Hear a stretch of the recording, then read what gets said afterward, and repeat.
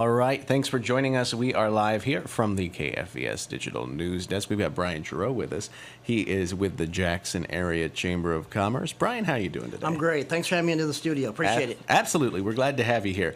And now you're coming to us not only as the CEO, president of the Jackson Area Chamber of Commerce, but recently appointed to a new position with regards to working with the Missouri, Department or Missouri Agriculture Small Business Development Authority, Yes. right? Yes, it's a mouthful. Get it all together. Lots of big words here. Yeah, so I've sat as a commissioner on that ag group for a couple years, and was fortunate enough to be elected vice chair for Masbada. Wonderful. And I've probably said this 1,000 times, but it's important to have advocates locally and in Jeff City, especially in an industry like agriculture for the entire state. You know, it's a $94 billion industry, and I don't know if people understand that's with a B, not an M. Right. It's a huge industry, especially in Southeast Missouri. And we're so diverse in what we have down here.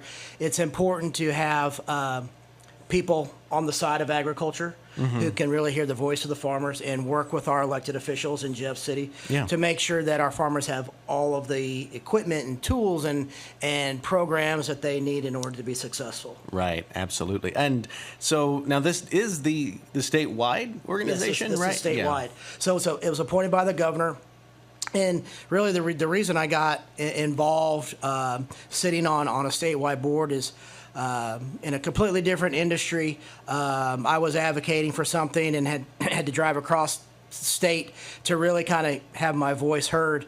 Drove across state, did my presentation. At that time, that commission was like, thanks, but no thanks. And then when I looked across the commission, there wasn't anybody from Southeast Missouri. Yeah. And so driving home, I had a lot of time to think. I'm like, we need to get more of our elected Southeast Missouri leaders on those commissions. So there's a little bit of a connection there. We can advocate a little bit better. There's a person who knows exactly what's going on. Yeah. And that person can also work with our elected leaders. You know, if they can't be here all the time, you can have that person be the voice on the ground and say, hey, we're hearing this or we're seeing this, and we can work together to make sure this industry is growing. And so sat on that board for the last couple years, and it was great. You know, I was a little nervous because the day that I was appointed was January 6th. Sure. And so I thought the riots in the streets and the capitals were for me. But it wasn't. But it was a little joke there. Sorry, go, yeah. But that was an interesting day on the Capitol. So I'm like, oh, that's a lot going on. So started off that commission with a bang, literally. Yeah. And but it's been great. I work with 5 or 6 other commissioners from throughout the state, and they do a great job. And basically, what we do is we work on agriculture loans, tax credits, and grants. If it's a new farm, or they're trying to get equipment, or they're trying to expand, that's where we come in. They'll send in those applications. We'll go over them, making sure that the taxpayer money is going to the right organization. And I know over the last couple of years we've been able to help about 4 or 5 different Southeast Missouri businesses with infrastructure expansion, with farm equipment, and that leads to jobs. Yeah. And the more jobs, the better. You know, sure. And so it's really important, especially in the ag industry. We want to sustain that because it's so important. Everything is attached to ag, and whatever we can do to help those farms sustain and grow, future farmers, you know, we are all about it. So, you know, ag is so vitally important. We need to do everything we can to support it. Certainly. And, you know, you mentioned a little bit, of course, about how important ag is not only to Missouri, but to our region as well.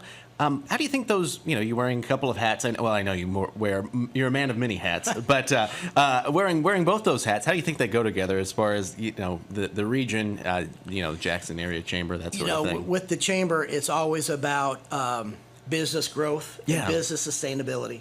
And in my eyes, business just isn't like in an uptown or downtown or in a metro. Yeah. Business is everywhere. That business can be in a suburb.